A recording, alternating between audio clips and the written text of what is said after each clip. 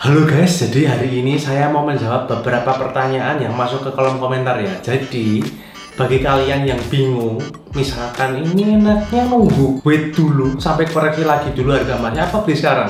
Kalau pengen tahu jawabannya, simak terus.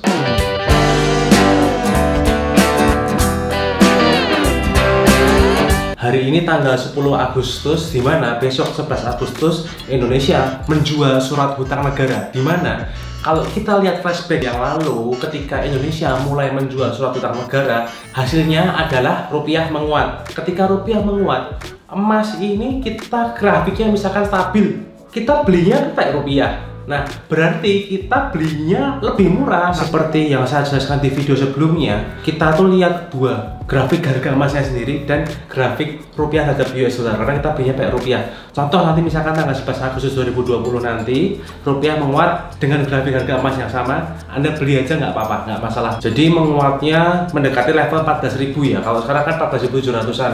Misalkan Anda mau beli banyak, mending tunggu pas rupiah menguat, karena ini momennya Indonesia lagi jual surat hutang negara. Misalkan kamu yang kemarin belum lihat video saya, kamu bisa lihat ketika rupiah melemah naik ke level 16 ribuan terhadap US dollar.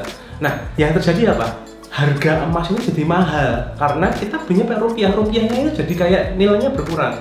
Nah, kalau misalkan nanti kita rupiahnya kuat, langsung beli aja, nggak usah lihat grafiknya masih aman, nggak usah dipikir, beli aja nggak apa-apa, aman. Karena ini adalah kesempatan di mana rupiah kembali menguat. Anda beli aja. Dan pada dasarnya US dollar dan emas ini berkebalikan. Contoh, ketika US dollar naik, emas turun. Kenapa? Karena begini, hukum permintaan. Ketika orang pada dananya investor ini berada di emas kan satuannya US dollar gitu ya. Maka pas mereka pada dananya di emas, hukum permintaan emas ini naik harganya karena ya semua dana di emas. Belinya pakai US dollar. Ketika hal itu terjadi, emas naik, US dollar turun. Nah, begitu pula sebaliknya, ketika permintaan emas turun, yaitu orang pada sell, pada jual, maka US dollar naik. Nah, itu pada dasarnya segitu karena dana investornya itu berpindah, switch dari emas ke US dollar atau dari US dollar ke emas. Maka yang permintaan yang lebih tinggi itu yang naik. Tapi kadang di kasus tertentu bisa naik keduanya barengan atau turun keduanya barengan juga. Jadi untuk pada dasarnya ada rumusnya seperti itu. Bagi kamu yang belum lihat video saya sebelumnya, tips kapan beli emas yang tepat, bisa cek di video saya sebelumnya, karena kamu akan lebih jelas lihat di situ, karena situ sudah saya jelaskan lebih lengkap. Begitu pula yang terjadi terhadap rupiah terhadap dolar. Ketika dolar naik, rupiah itu biasanya turun, karena ya tadi dana investornya itu lebih banyak kemana? Ke US dollar atau rupiah. Jadi tarik-tarikan gitu ya. Ada kasus khusus, contohnya ketika US naik, rupiah itu ada kemungkinan juga naik.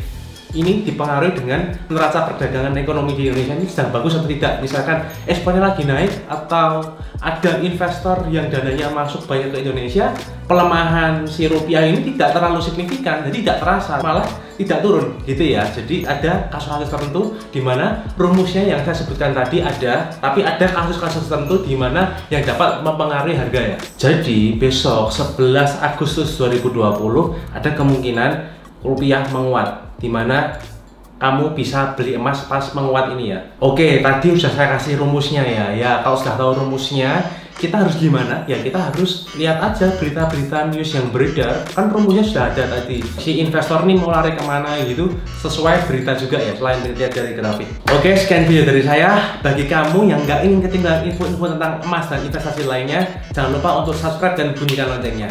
Thank you for watching and see you in the next video.